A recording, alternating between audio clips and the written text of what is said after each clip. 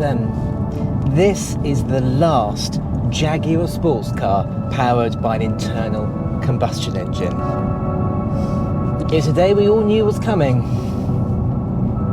and it's a sad one.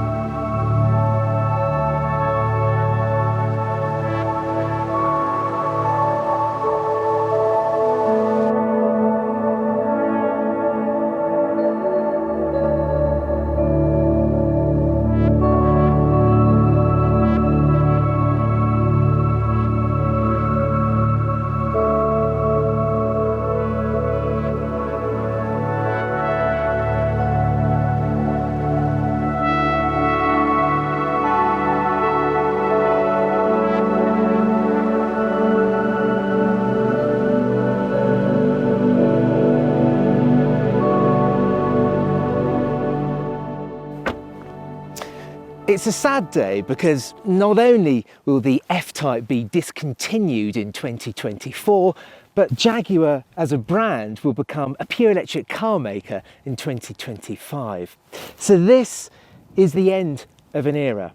So it's probably about time that I had my final fling.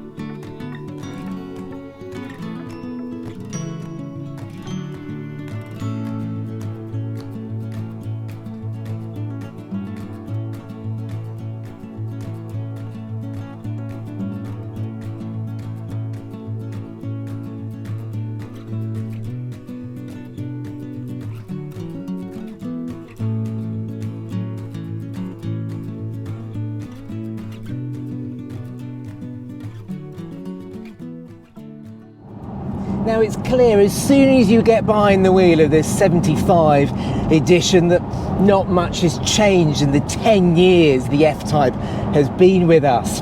You still get behind the wheel and the car initially feels absolutely enormous. You sit very low down, the dashboard stretches away from you. It feels a very large and at slow speeds a bit of a cumbersome car.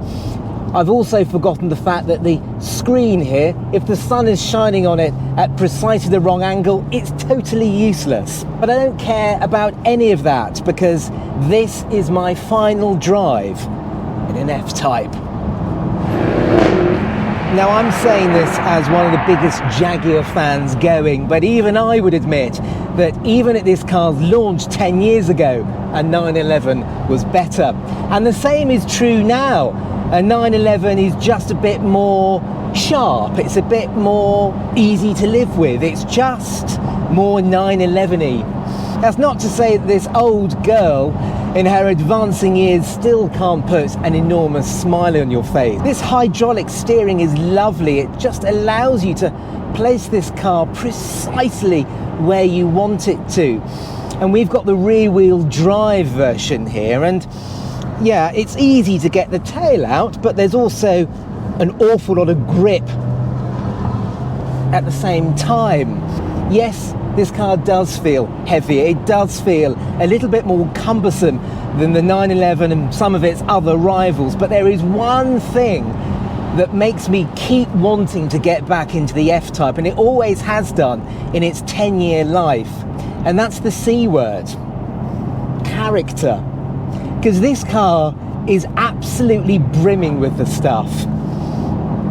Now, I was always a big fan of the 3-litre supercharged V6, but now, since 2021 with the facelifted F-Type, that engine disappeared, and you only had a choice between a 2-litre 4-cylinder or the 5-litre supercharged V8, available in 2 power outputs. Here we've got the lesser output one, but the noise it makes is just so gorgeous. It's absolutely visceral and raw.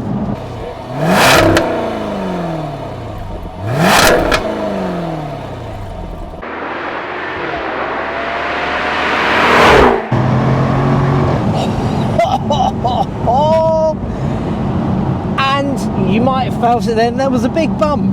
20-inch wheels we've got here with pretty wide rubber, and yet the ride is good, it's compliant. The F-Type has always been very good at tapping into that Jaguar trademark, which is outstanding speed and characteristics of going fast, but also still being very comfortable, very refined, a nice grand tourer.